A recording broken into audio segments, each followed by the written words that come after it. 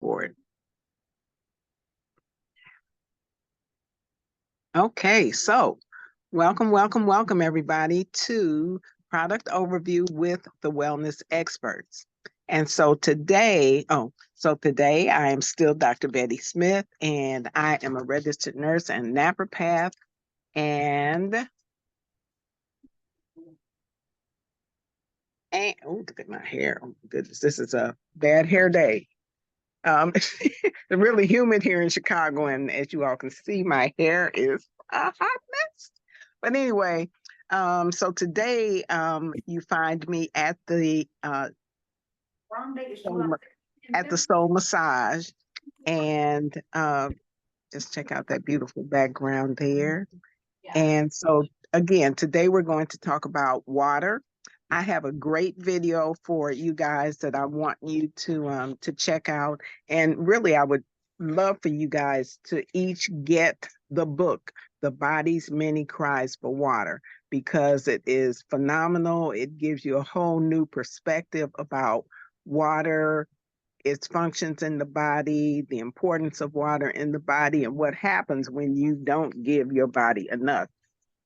Um, and trust me, it's nothing pretty. And many times it's not even something that you would suspect or expect to be influenced by water. But this book will surprise you and broaden your horizons and make you more aware and more diligent in your ingestion of water. So without further ado, I am going to share my screen. And if you guys want to take notes while this is playing, do so that we can further our discussion. Share, how do I share? There, we're going to share. Wait a minute. First, we're going to do this. Then we're going to share.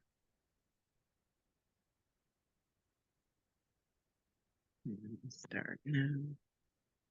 And we go there.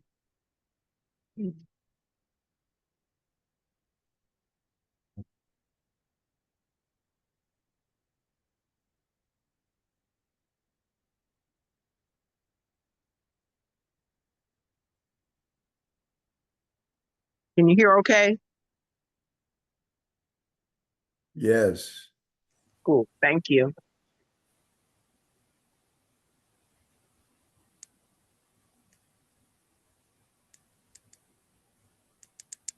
We can't hear anything if you're playing something, though, Dr. You Betty. can't hear it? Oh, fiddlesticks. Oh. Okay. Hold on. Hold on. But you all can see. No. I don't see a screen. I don't see the YouTube yet. You don't? No. Okay. No. All right. Hold on.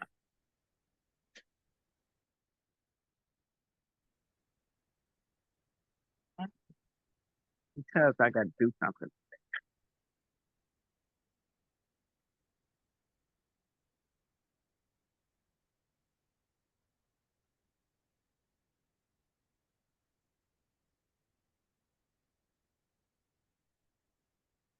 Okay, let's try that again. We're going to share the screen. Share now.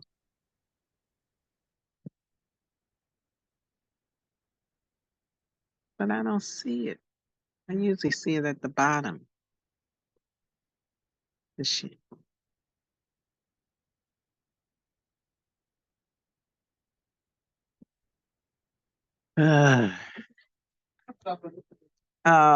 Your body's many cries for water.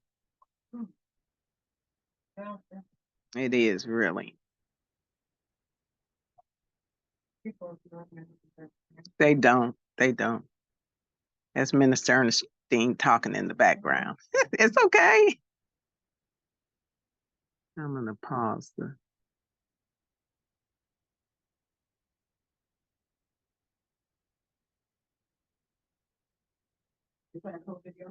Are you? Which one are you at? Yeah, it's yeah, that's fine. Oh, wait a minute. No, that's not the one. That's he's introducing somebody.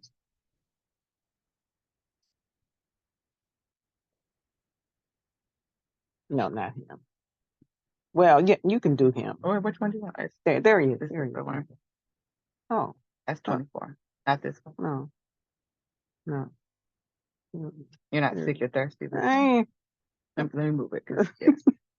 go down. Now this Down. I mean, go up. Right there. This right one? there. Yeah. Is that the one you were This doing? one I was playing. Oh, okay. It's 17 minutes. It's okay. Okay. So you want to play? No, it's fine. I just want to make sure it's the right one. Which is Zoom. Okay, you're back on Zoom. We're about to go upstairs. My trusty assistant is here, guys. I'm gonna keep you in line. Do this. I couldn't even figure out how to. Recording in progress. So now you're ready. You can go part, yeah.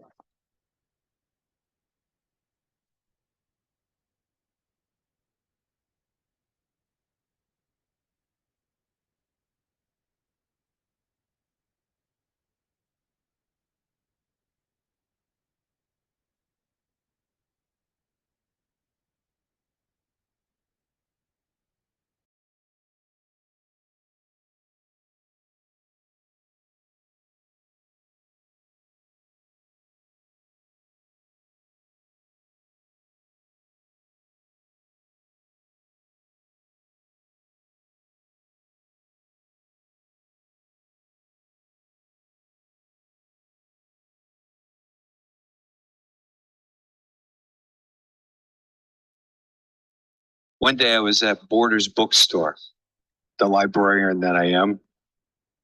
I think I read 2 books in my life. But there is a book that I saw that captured my attention. I bought it. And I had it hanging around for quite some time. And one day I was taking some travel with the company and I thought, I'll bring this book. I'll be one of those sophisticated types on the airplane and I'll read this book. Fast forward.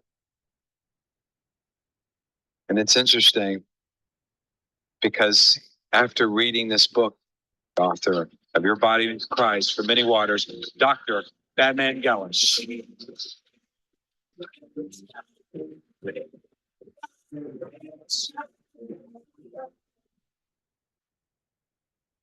Good morning, ladies and gentlemen.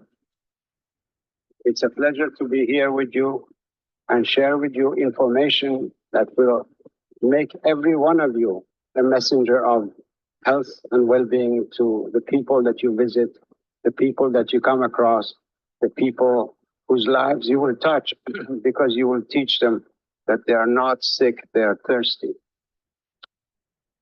The greatest tragedy in medical history is the false assumption that dry mouth is a sign of dehydration of the body, the only sign of dehydration. This misconception entered into scientific research at the beginning of the century or towards the end of last century, and it's held on because it's advantageous to the pharmaceutical industry. The body, in order to be able to chew and swallow food, which is a primary function for our physiology, produces ample saliva, even though the rest of the body may be dehydrated. So this misconception that dry mouth is a sign of dehydration of the body has caused really unmeasurable tragedy in our society, has killed millions, hundreds of millions of people from ignorance. That's the foundation to our modern day medicine. At the end of 20th century, we don't know when the human body is thirsty because we've stuck to the idea that dry mouth is the only sign of dehydration. It was my fortunate luck and the happenstance that I discovered water has curative properties. Water relieves pain. The most severe pain that you can imagine water can relieve when medication would not be able to do that. And this is on top of many years of medical practice. When I discovered this about 18, 19 years ago, and I stuck to this information and researched it to the point that now, today, I'm an internationally recognized authority in my field. And I have produced a total shift of attention in basic instructions of medicine and have introduced the concept that it's water that regulates all functions of the body, not the solid matter that's in our body. Today, doctors give you this pill, that pill, thinking that they will find some sort of a solid composition that will turn the tide of events in the body and relieve pain and cure pain. Because up to now, we could not in the past cure any disease. We could only treat them. If you go and study a book in medicine, you will see that page upon page, hundreds of pages are written about any one topic, explaining the situation in the body when that disease is in the body. And when it comes to the explanation of what causes the disease, they all say etiology unknown. In other words, we don't know the cause. Today, we now understand that dehydration that settles in the body, expands gradually, produces so many different symptoms and signs. And because lack of water will also produce physiological upheaval in the body, the conditions that are produced by dehydration have been labeled as disease conditions. So many health problems of our society are produced just by dehydration. We can cure many, many diseases, many different pains by adjusting the water intake of the body.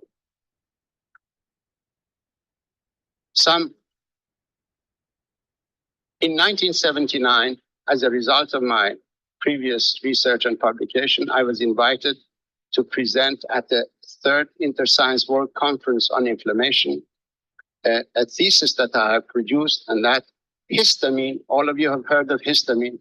Have you heard of histamine? Raise your hands. You've used antihistamines, raise your hands.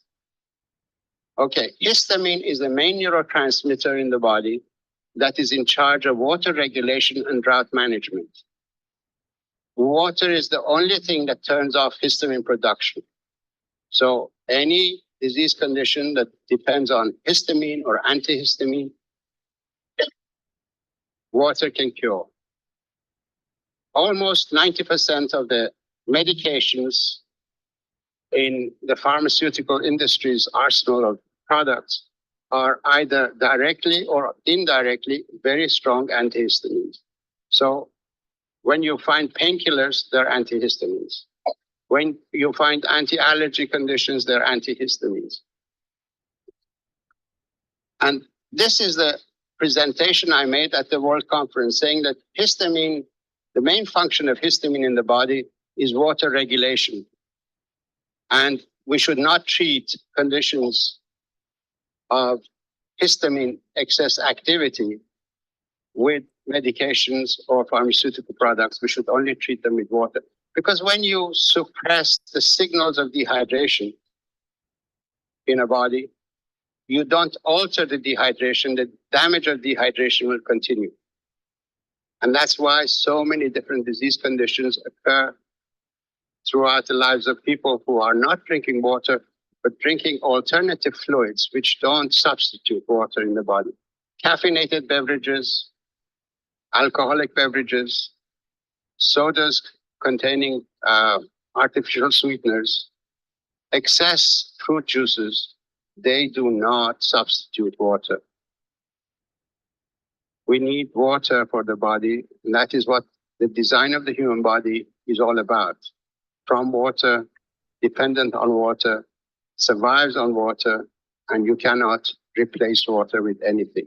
You may hush its cries for water, but you will not alter the course of the disease that is produced by dehydration.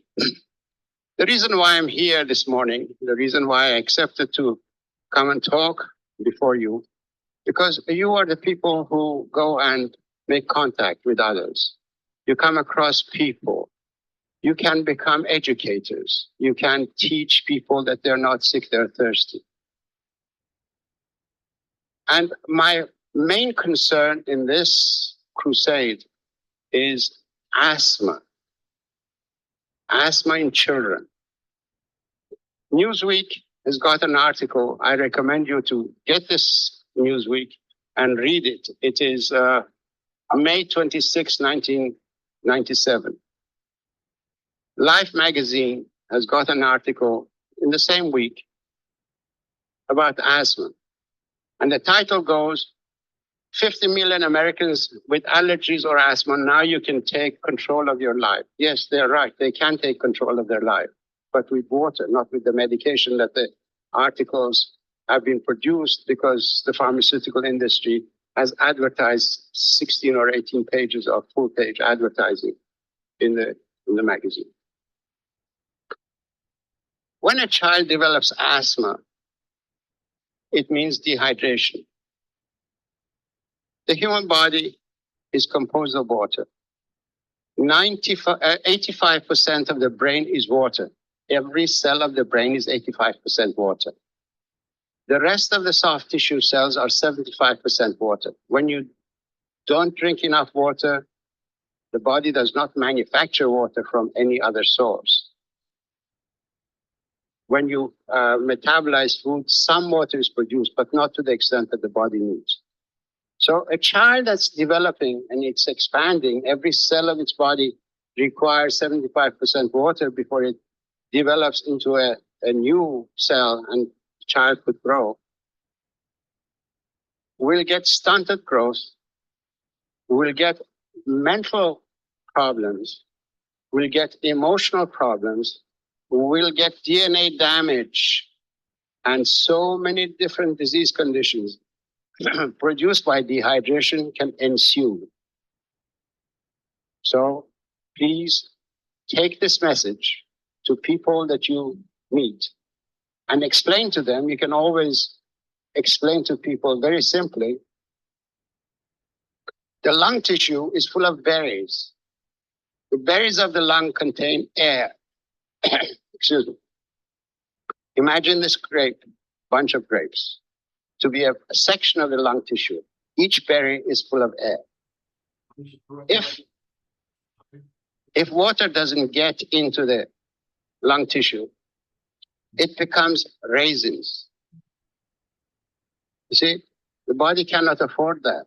So it shuts down the lung tissue, the passageways, so that air that comes out doesn't bring water out with it, because every time you breathe, when you breathe out, you bring a lot of water out of the... Only you would come to a meeting like this without body. Asthma is a state of dehydration That's right. that the body has installed or is executing drought management program. The lung evaporates. If you give a person with asthma You do. water, I don't like you. very simply, I don't water, like you at all. give them 2 glasses of We water, have business to 3 discuss. glasses of water, depending on their size and age. I want Mario with those. They will not get asthma. If they're in the middle of an attack, you can give them water and a little bit of salt, because another substance which is highly antihistaminic is salt. Because in the human body, there are 2 pools of water or 2 oceans of water. There is the ocean of water that's inside the cells of the body, and then there is the ocean of water that's outside of the cells of the body. When the body becomes dehydrated, the ocean outside is maintained. In other words, water is borrowed from the cells, and it's the ocean outside expands, and from there, water is injected into the cells that are important, such as the brain cell, the liver cell, and so on. That I'm missing is the import documentation. When you have asthma, What are you doing? this is crystalline Salt, Cheryl Jones, could you please? crystalline salt, sea salt. All you need to do is to give a person with asthma 2 glasses of water and put 2 of these grains of salt on their tongue. That acts almost like an inhaler. It aborts an asthma attack. Take this information to the people you meet. I suggest that you read this book, Your Body's Many Cries for Water. I think you can get it from Caraco and thoroughly become knowledgeable about dehydration in the human body and what are the symptoms of dehydration. And then subsequently take this message to the people you meet, and you become the angel of health, good health. And you will be able to share the information that's new in medicine and medical profession in the commercial system is not going to take this information to the public. It's up to people like you and I to take it to the public. Thank you very much.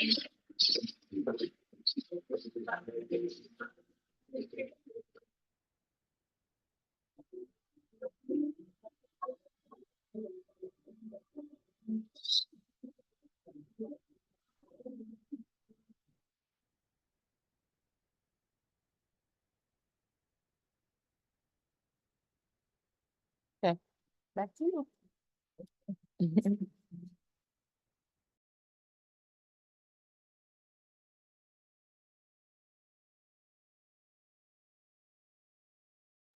That was very interesting. I like that. How about that, guys? That was very good. Right? And you know what, Dr. Betty? When he What? said that about the salt, when I was a child, I had asthma extremely bad. You know, there were days when I would be out of school a week. The asthma was so bad. But I do remember when we were be at church, you know, back in the day, you'd be at church all day. Yes. And I would get the coughing, and they gave me a pinch of salt to take, and then gave me water, and it would make this coughing subside.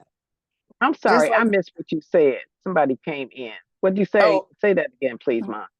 What I was saying, when I was a child, I had asthma extremely bad. And in the video, he mentioned the salt. And I do remember, like I said, we would be at church all day.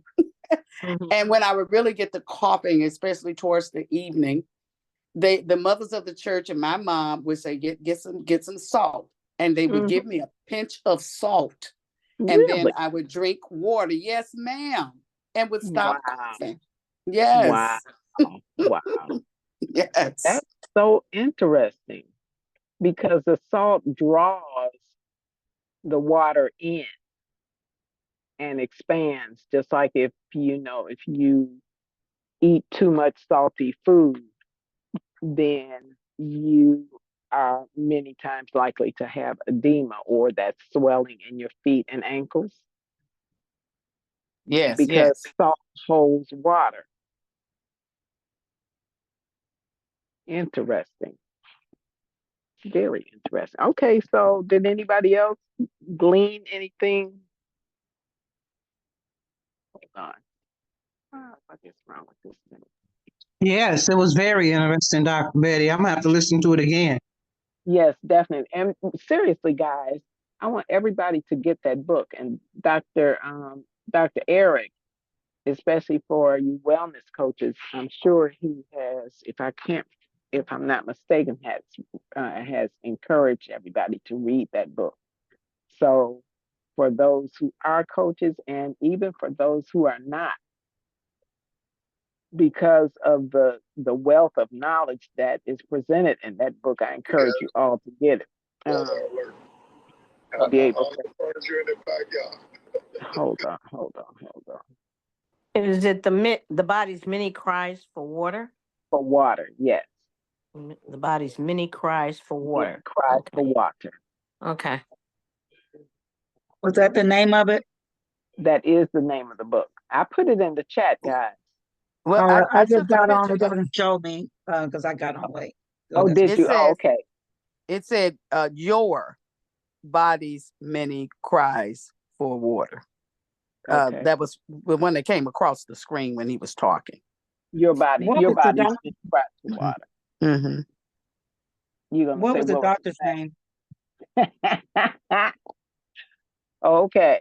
I will have to pull that up and put that in the chat. I did not have an opportunity to grab that when I put it in the chat. Let me see, where's the chat? Where? Who was the author, Dr. Betty? Hold on 1 minute. I'm gonna tell you guys in one. Cause all I got was Batman.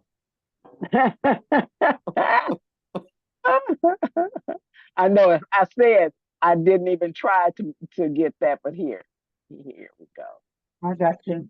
And since somebody missed it, I'm gonna just put the whole thing in the chat. Hopefully it'll let me do that. I tried that last week and it didn't want to play. Copy that. Okay. So, we have been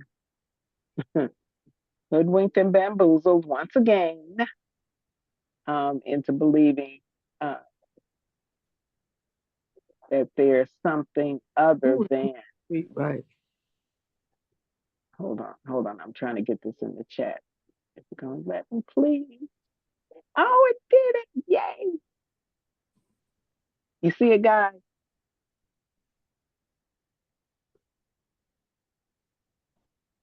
And I'm not even gonna Yes, mess I it. see it. I'm not Thank even you, gonna. Dr. Betty. Yes.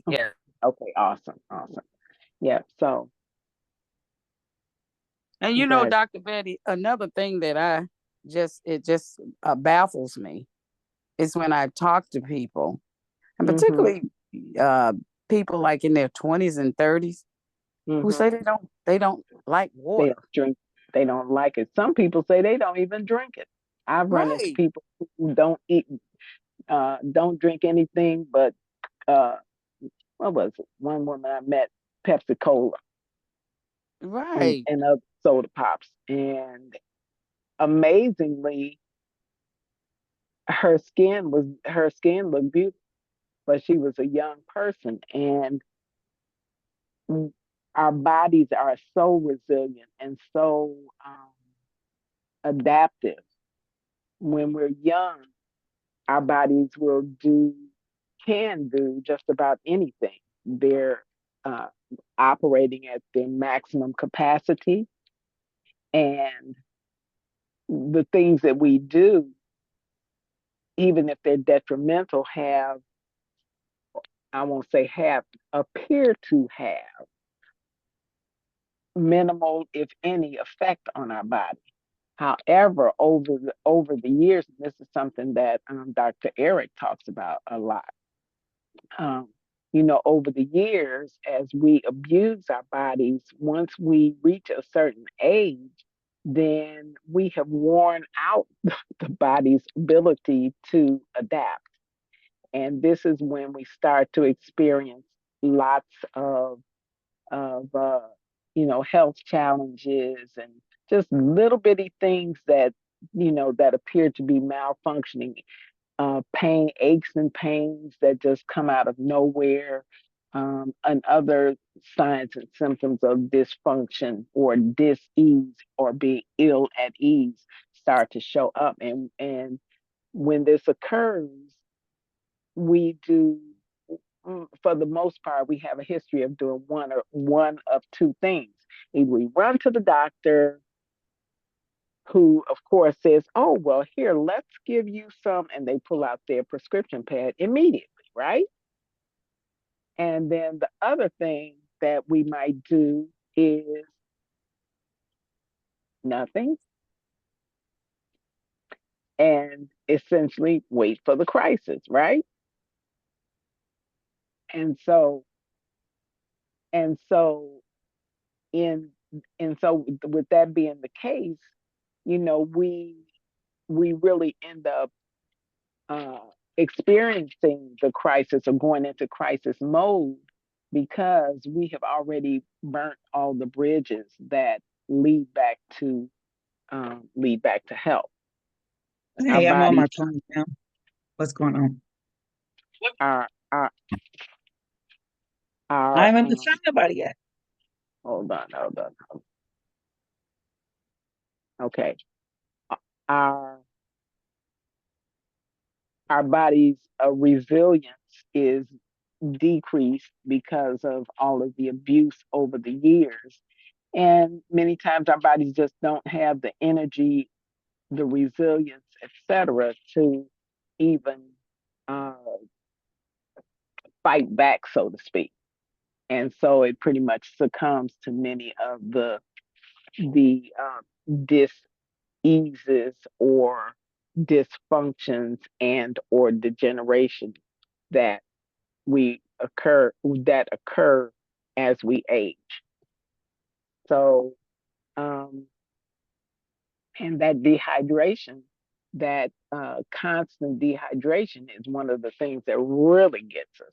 And many times, in fact, most times, we don't identify it as dehydration, and nor does our traditional Western medical model identify it as dehydration or having anything to do with dehydration. You know, they just look at it as a dysfunction of whatever organ or system is involved at that time. So this one video, I'm sure, sparked a lot of intrigue, of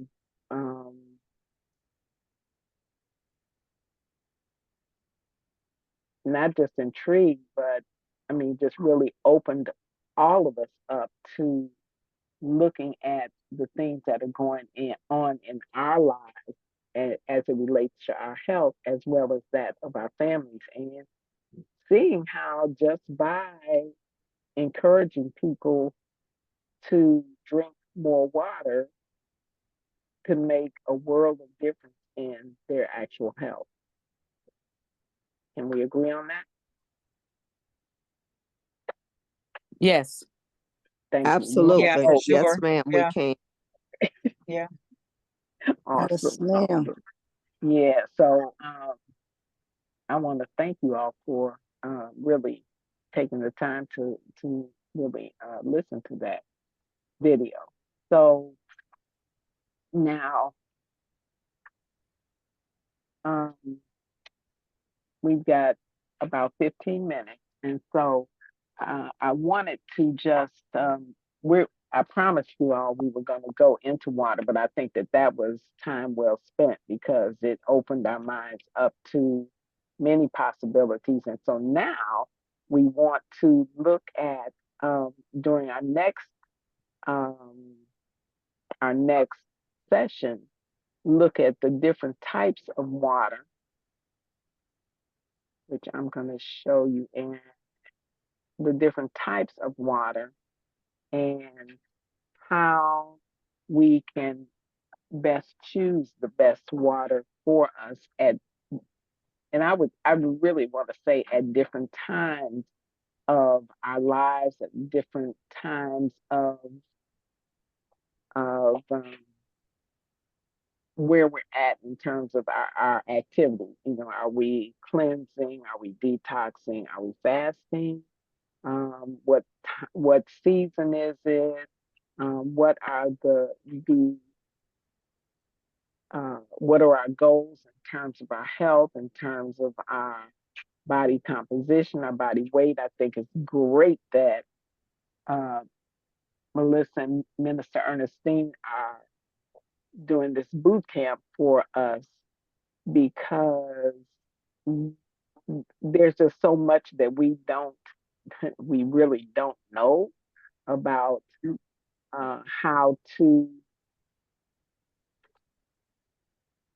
how to manage our bodies, how to manage, care for, and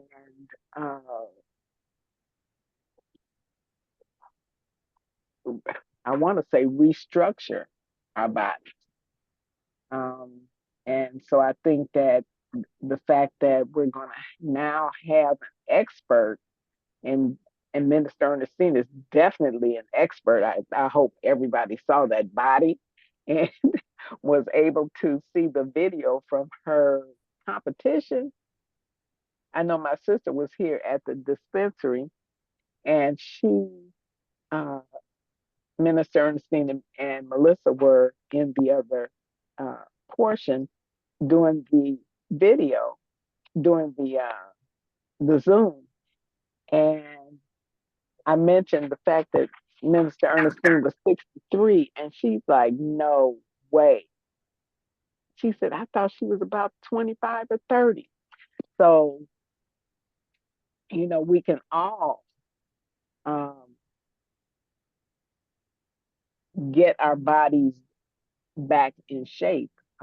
Many of us, even I call myself little because I'm tall and don't weigh a whole lot, but still I've got some stuff that's kind of out of order that I'd like to get back in order. Tighten some things up, and I'm one of the first to admit that I really don't exercise on a regular basis, but this is, like Minister Ernestine said, this is one-stop shopping right here at Akana because we've got it all for you. So I think that our uh, looking at water and the purposes and functions of water in our body and the best types to use at a time like this is just perfect. One thing that I wanted to mention too is that especially uh, you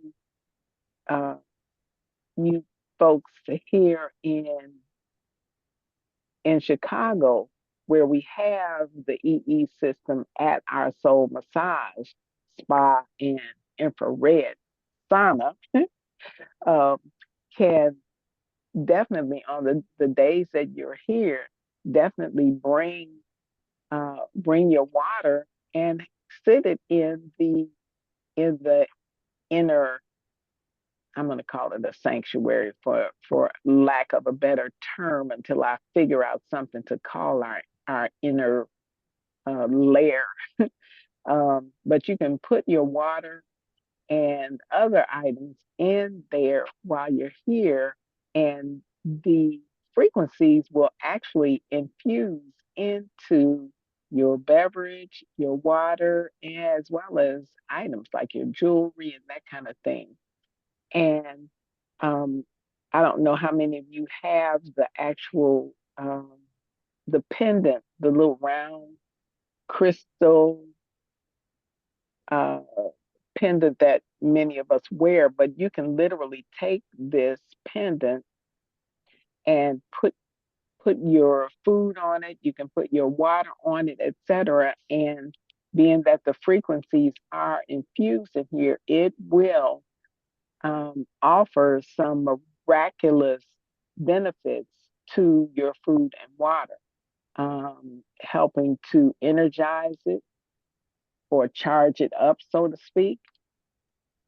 Also will help to um,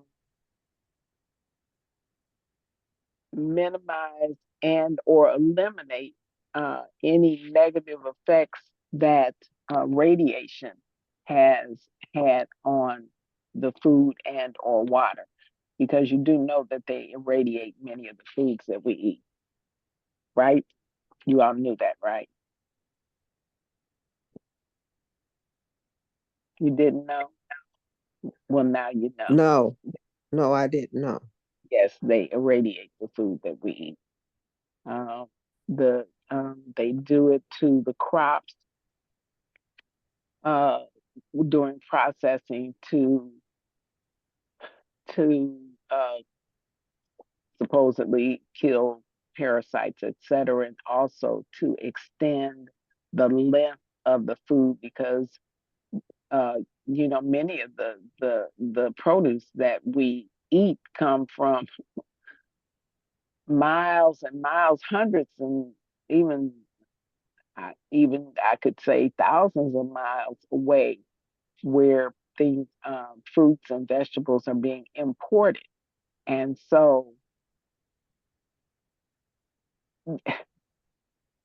to extend the life of those substances, yeah, they irradiate, which can cause um, internal damage. It actually can change the actual structure of those foods and can actually diminish the benefits of eating them.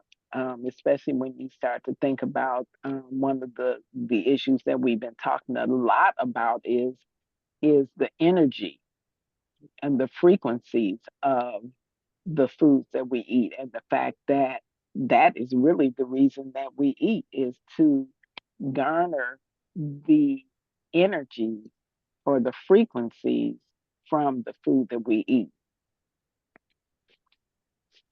So when that is damaged, just like microwaving your food, food and water that you put in a microwave is not the same food or water that comes out of the microwave, because the actual microwaves disrupt the molecular structure of that food and or water.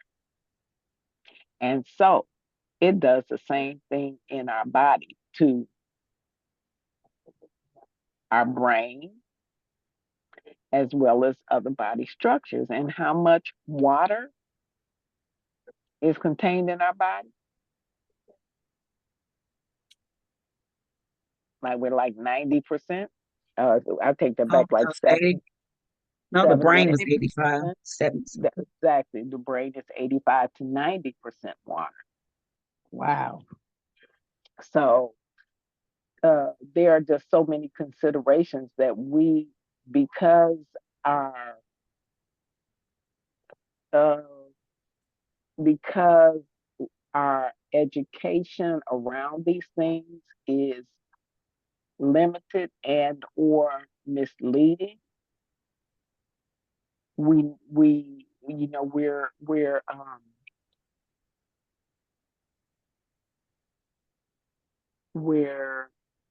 we can't make an informed decision about what we're doing because we're not really informed. And so this is one of the benefits of us being able to have dialogues like this and opportunities to learn more about our health and our wellness from different perspectives versus just from one point of view, and that being the Western medical model. We actually get to gain information from a multitude of platforms and perspectives about some of the very same things that we've been hearing about, for years, but only hearing one view of. So this allows us to make an informed decision, because now we've got some alternatives. We've got more than one view or perspective to draw from. So let me see. We got off, or I should say, I got off on a tangent. But this is such a fascinating, such a fascinating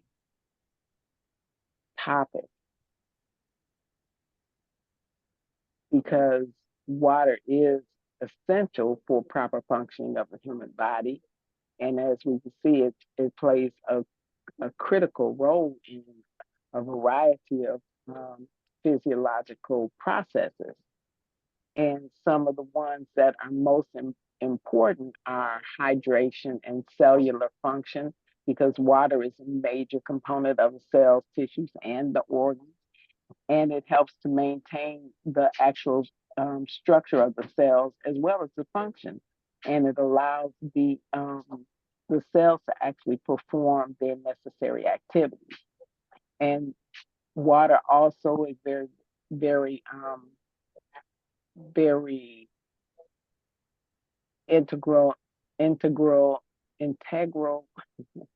in temperature regulation, because water helps to regulate the body temperature through sweating, respiration. And So when the body heats up, our sweat glands produce sweat, which evaporates and it cools the body down. Now, we talk about a perfect line of function. That is one. We got our own internal air conditioner. And then in terms of transporting nutrients, the water is a key component of the blood, and which actually transports essential nutrients, oxygen, and hormones to the cells, to the tissues throughout the body.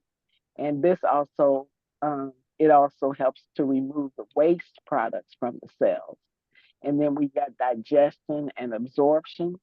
The water aids in the digestive process by helping to break down food in the stomach and the intestines. And it also assists with the absorption of nutrients from the food into the bloodstream. Okay.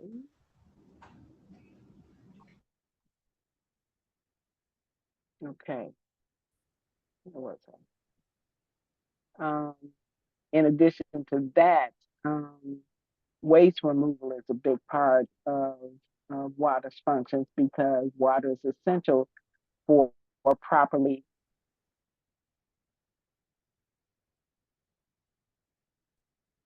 blood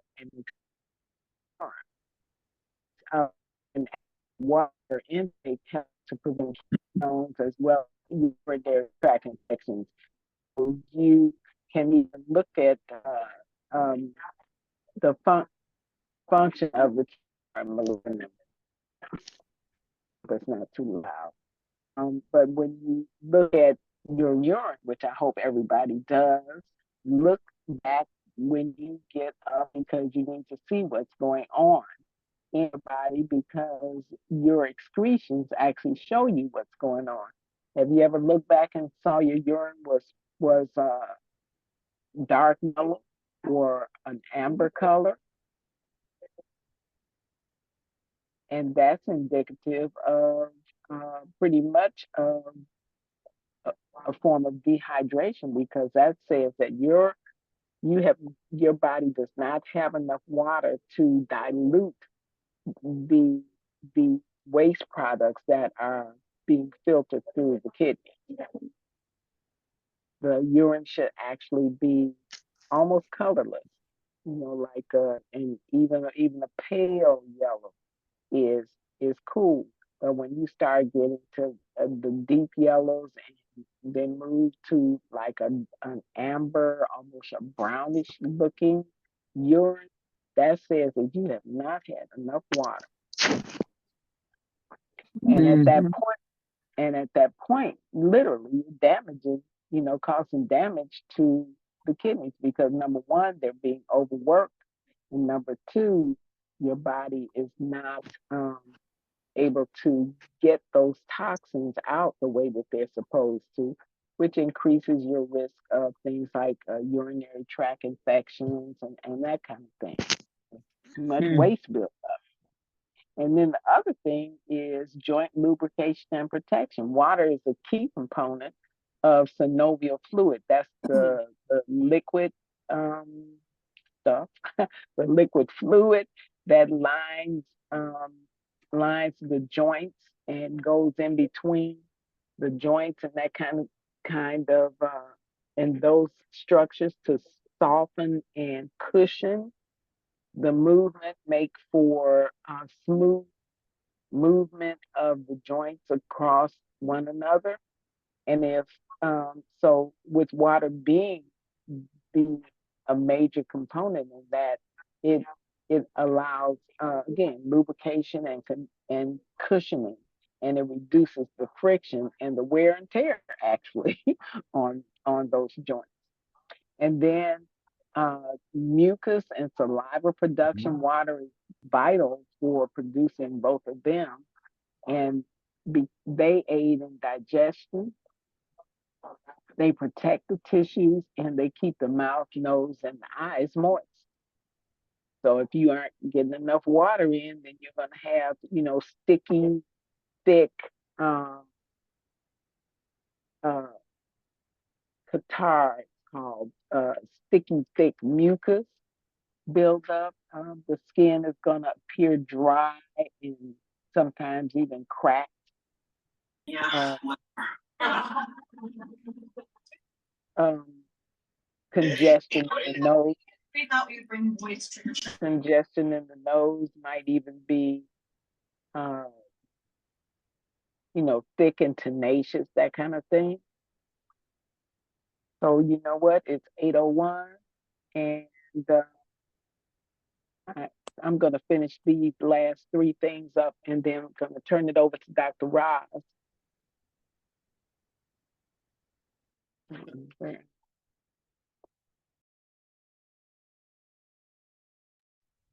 And let her move on with her awesome community check-in. And then next week we'll pick this back up and we will go into the different types of water and how they benefit the body and which ones might be best for us. So let me just get back to this. Then the other important function of water is cognitive function and mood. So proper hydration is crucial for brain function because how much water is in the brain, makes up the brain? 85 to 90%. Geez, that's a ton.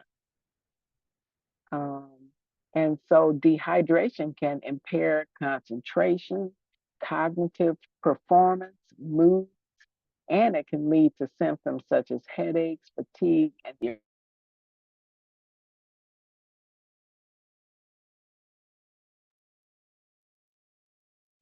skin health is definitely affected because water helps to maintain skin's elasticity and its moisture. I've seen many people, especially older people that don't drink enough water, they look kind of brilliant. The skin is not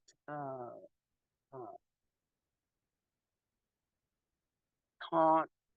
It's kind of dried out, and just like a prune, you start to see sagging and wrinkling and that kind of thing. So again, water helps to contribute to a healthy complexion. Dehydration can lead to dry, flaky skin and make it more susceptible to irritation and infection because when it starts getting too dry, you can get cracks like in your lips and in your mucous membranes and that kind of thing. That makes you more susceptible to infection because now that broken skin is the perfect medium for bacteria, viruses, and that kind of thing to enter your body, cause havoc. And then last but not least is electrolyte balance because water helps to maintain the balance of the electrolyte. Like electrolytes are like the minerals, your sodium, your potassium, your chloride, those kinds of substances. So it helps to maintain the balance of those substances in the body, which are essential for nerve function, muscle contraction, and overall fluid balance. Did you know that if you have diarrhea and you're throwing up during the same period, that you could literally have a heart attack and die because it throws off the electrolytes in your body, the sodium, the potassium, the chloride, and it causes the heart to uh, not function properly. The electrical conduction for the rhythmic heartbeat, that kind of thing, it just throws everything off balance. And so it changes the fluid volume, the blood volume in the body, and a bunch of other things. So yeah, you could literally, I know personally people that had that experience and died. So you can see that water is indispensable for maintaining the body's bodily functions and the physiological balance. It supports vital functions in the body and it ensures overall health and well-being. So adequate hydration is crucial for sustaining, excuse me, sustaining life and promoting optimal bodily function. And with that, Dr. Roz, sorry to not sorry, I apologize. Definitely not sorry. But thank you so much for your patience, and I hope you guys got something out of this and get the book or look at some more videos about it, and so you can contribute to the conversation next week. Have some questions. Okay. Dr. Rob?